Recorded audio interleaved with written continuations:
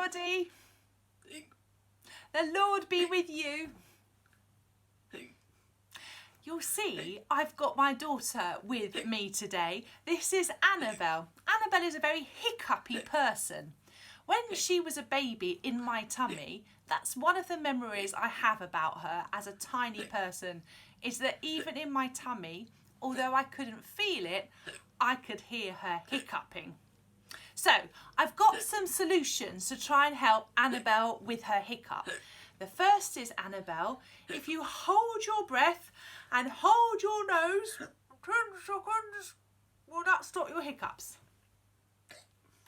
Oh no, that one didn't work.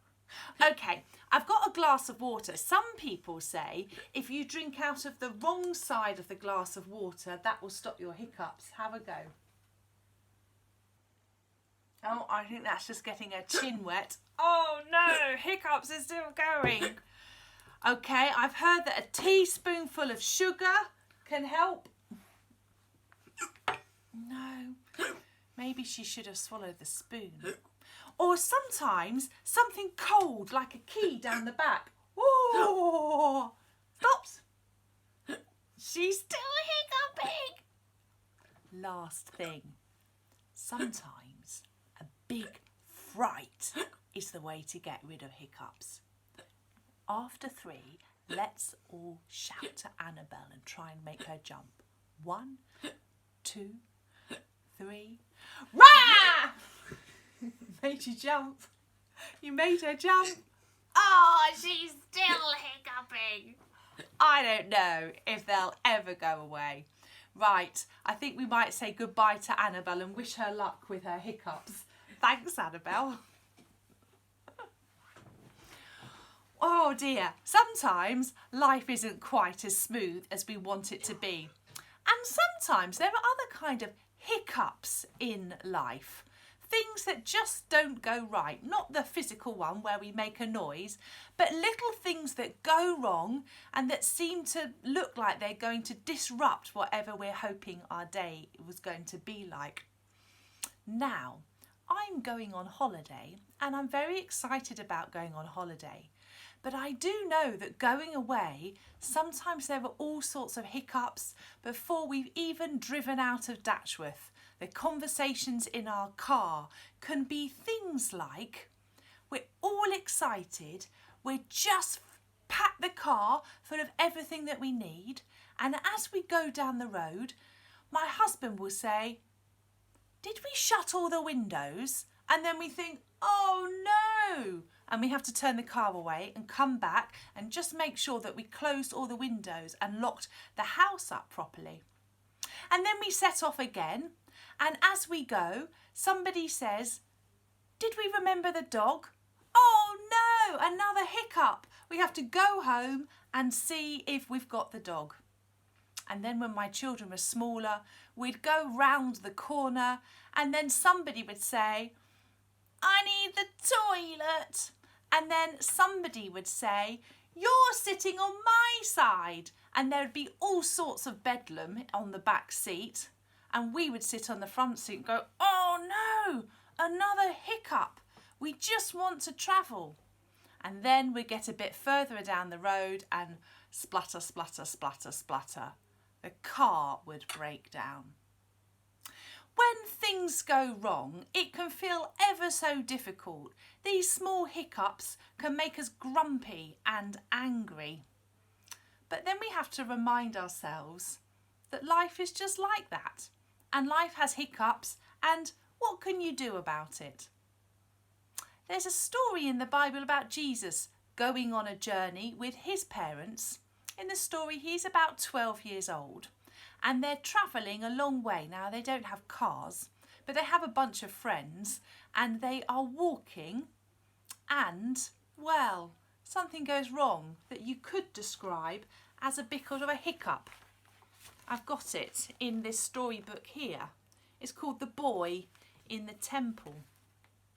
Excuse me, said Mary, but have you seen my boy Jesus? I'm sorry to trouble you, said Joseph. I can't find my son. He's 12. He's about so tall. Again and again they asked, But Mary and Joseph found nothing but shrugs and sympathetic looks and, "Sorry, I can't help you." They were worried. They were scared. They didn't know what else to do. And what made it worse, that this should have been such a wonderful trip. Off to Jerusalem to visit the temple and celebrate the Passover holiday. But now they were on their way home and Jesus was missing.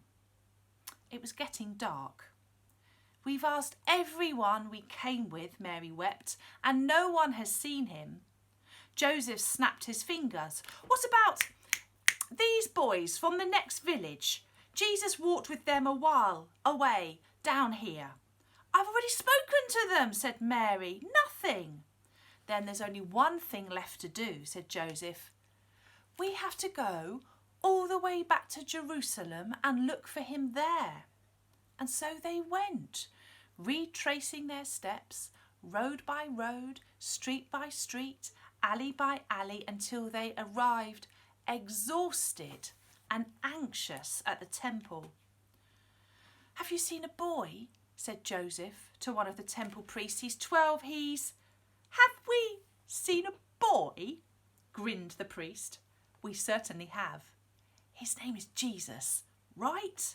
"Yes, yes," said Joseph. "But how did you know?" "Come with me," chuckled the priest. "I'll show you." The priest led them to a corner of the temple courtyard. There was a crowd gathered, listening to one of the teachers at the temple, and sitting right at the teacher's feet was Jesus. "The boy's remarkable," said the priest. "He's been going from teacher to teacher, asking the most amazing questions, and when the teachers quiz him, he answers with a wisdom well beyond his years. You should be very proud." "I'm certainly amazed," sighed Joseph, "but I would be much prouder if he hadn't worried his mother and me half to death.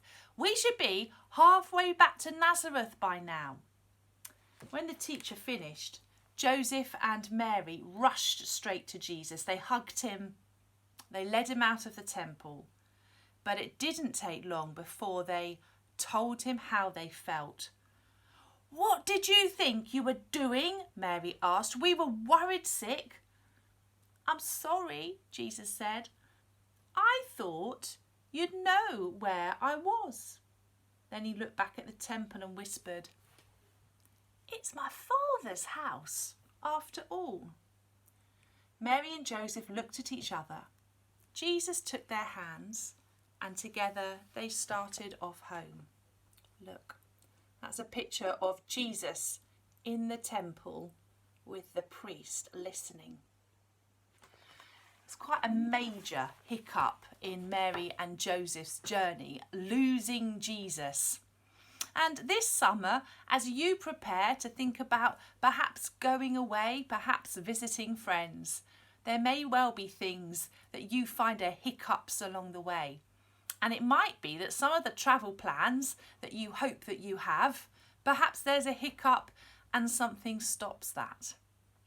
But what we have to remember is that life is full of hiccups, and sometimes a spoon of sugar or drinking water out of the glass the wrong way or having a fright, doesn't actually instantly make something better. So I think when the hiccups comes, we just have to shrug our shoulders and say, well, hiccups happen, never mind, and carry on. I think now perhaps your teachers could pause the video and maybe today you could share some stories of when you've been travelling, going on holiday, and some of the things that have gone wrong. Whether it's the things you've forgotten, the things that have broken, the times you've got lost, all those holiday hiccups, and just hear one another's story, and then we'll come back and we'll have a prayer together.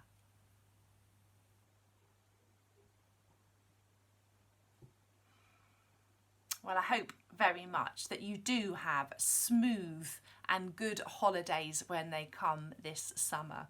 But let's pray together. So we're going to sit quietly, close our eyes and turn our hearts to God.